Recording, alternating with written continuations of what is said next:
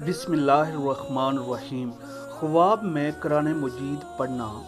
قرآن مجید پڑھنا خواب میں حاکم پر دلیل ہے۔ اگر خواب میں آیت رحمت اور بشارت حق کی طرف سے ہے تو واجب ہے کہ خیرات کرے اور شکر حق بجا لائے، اور اگر دیکھے کہ آیت پڑھی ہے تو حق کے تعالیٰ کے غضب اور غصے کی دلیل ہے، توبہ کرے اور حق کے تعالیٰ کی طرف رجوع کرے، اور اگر دیکھے کہ قصص اور امثال میں سے آیت پڑھی ہے تو دلیل ہے کہ گناہ کرے گا۔ حضرت ابراہیم کرمانی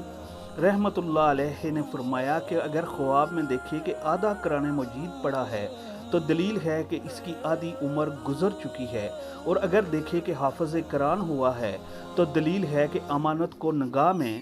رکھے، اور اگر دیکھے کہ اس نے قرآن مجید کی آواز سنی ہے تو دلیل ہے کہ اس کا کام اور دین میں نیک ہوگا، اور اگر دیکھے کہ کوئی اس کا قرآن مجید پڑھتا ہے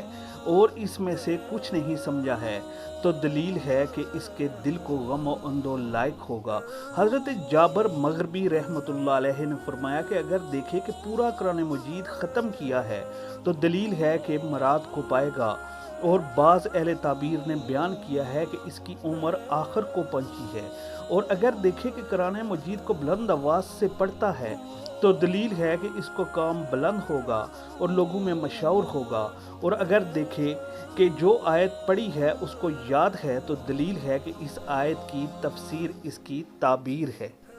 حضرت جعفر صادق رحمۃ اللہ نے فرمایا کہ خواب میں قرآن مجید پڑھنا 4 وجہ پر ہے۔